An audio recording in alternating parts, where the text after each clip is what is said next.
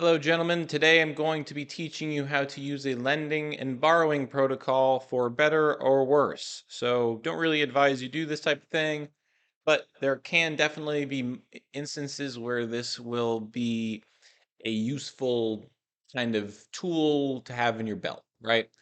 You want to know how to do these things, and I'll show you why and how. Okay, so we're going to be looking at Banky today, and we're going to go to their Lend and Borrow app. They have a few apps, but Lend and Borrow is the app that we're going to be exploring today. Now, how this works is you supply an asset. So say I supply some AVAX, right? I am then able to borrow against that AVAX. So if we look at the markets, right, or the overview of the markets, I don't know why they have it designed that way.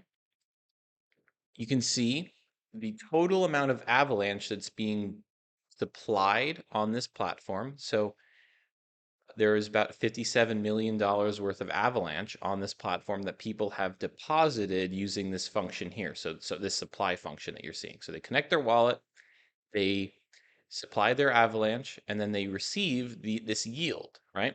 So they receive like I think a combined looks like a 3% yield, 3.22% APY on their AVAX. Now, what's interesting is you can supply your Avalanche, right? And then you can borrow against it in a stable coin.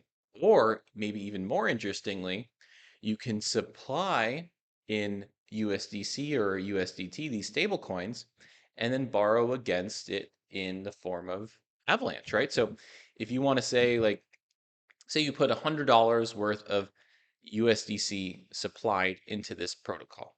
You can then receive basically and relatively safely $55 worth of Avalanche back. Okay. One thing I was doing for a little while was I had this core Avalanche play, right? So I had this Avalanche play where I got entered at around like $7 or so. And I supplied here my Avalanche. And then I borrowed stable coins against it, right? And then I invested the stable coins into other altcoins, other smaller altcoins that are within the Avalanche ecosystem, right? And so because I was able to maintain that core play and ride Avalanche from $9 to $40, right? I was actually able to then borrow more. Again, I'm not advising anyone do this. I'm actually an idiot. I would total moron for doing this. So I, my supply went up and then my USDC stayed the same, right? Because there's no volatility with stablecoins, right? So I can actually borrow more against the Avalanche, more stablecoins against the Avalanche, right? As the price of Avalanche goes up.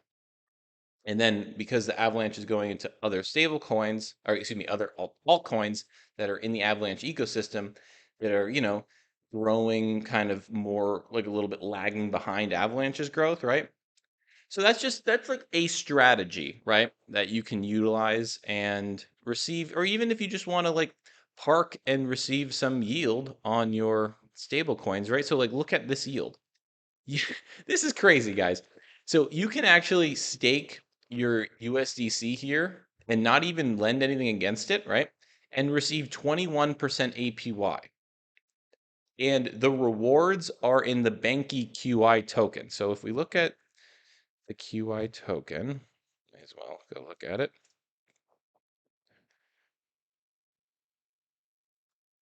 Let's see where it is. Because the QI token, Banky's token, can easily go up a crazy amount, right? It can, this is, yeah. So we have all-time high potentials here. So it's like, how do you even measure that, right? It's like I'm getting rewarded 20 if I just park my dollars here, right? And I trust that this protocol isn't going to fail, which is a big leap.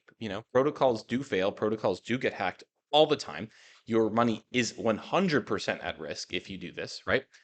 But say everything goes nicely, you get 20% yield on your dollars, your stable coins that are just, or just, the stuff that's just sitting in your bank account, right? Then you're also receiving it in the form of a token that can 20, 30x, right? That's pretty interesting. Pretty low risk, high reward situation there or maybe that's high risk. I don't know. It's hard to measure the risk of these protocols. Banky has a flawless record so far. That's why I picked it, because they have not been hacked up until this point, and they've dealt with billions and billions of dollars worth of revenue coming in and out of the protocol. Okay. So again, this is a little bit of a different video.